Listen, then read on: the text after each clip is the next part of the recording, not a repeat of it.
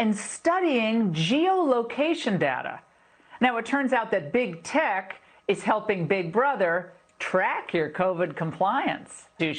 Victor, the left never lets a good crisis go to waste. You and I have talked about this before, but will people see through some of these schemes that I just laid out? And will they ultimately recoil and resist them? I think so. I mean, every tragedy, natural or man-made, there can be some good of it. You know, the Black Plague helped end feudalism. We know that women and minorities were vital and fundamentally transformed what was very good.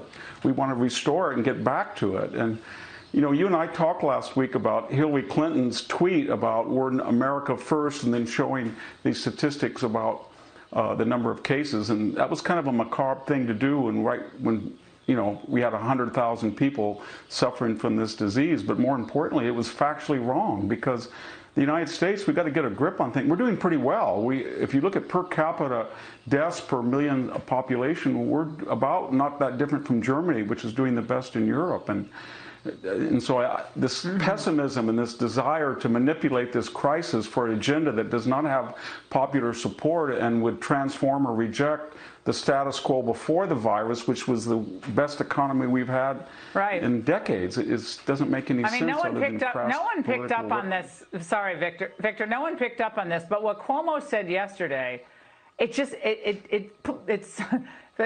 a chill down my spine when he said, "We're not going back to normal." It's like, what? What are you talking about? We're not going back to normal. I mean, yeah, we should wash our hands more and be more, you know, I wipe down all surfaces, I always have, but be careful, don't go to work if you're sick. But that's not what they're talking about, or is it?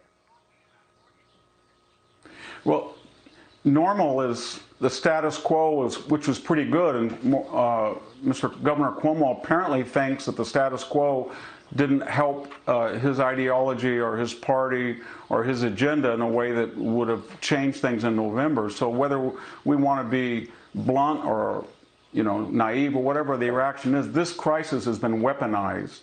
And it's a tragedy, because we're going to come out of it pretty well, but there are people who feel that they have to emphasize the downside to enact an agenda that otherwise would not be enacted without this popular depression and anger. And so we all know what's going on, and yet political correctness says that we can't really identify it and condemn it, because to do so, ironically, would be to be partisan in our reaction to what is clearly a partisan manipulation of the disaster. Yeah, well, when you have PhD scientists, biostatisticians,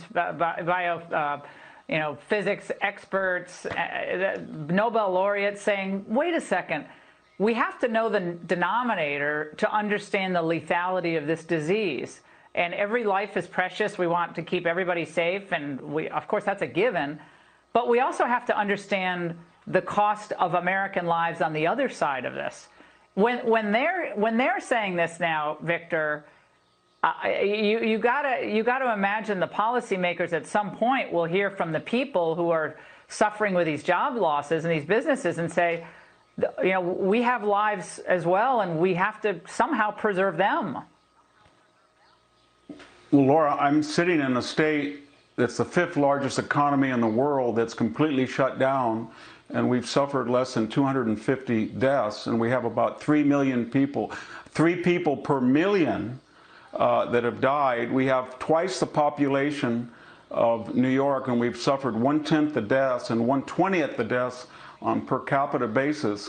And so this one-size-fits-all is absolutely insane. There are individual conditions, many of which we don't know, but we do know the results. And California should be treated in a different way than New York City. And that means that we could have a graduated return to some type of normalcy, because we don't shut down the greatest economy in the United States, in California, because we have 3 people per million dying. That's just a fact of life when we have 760 people in California dying every day.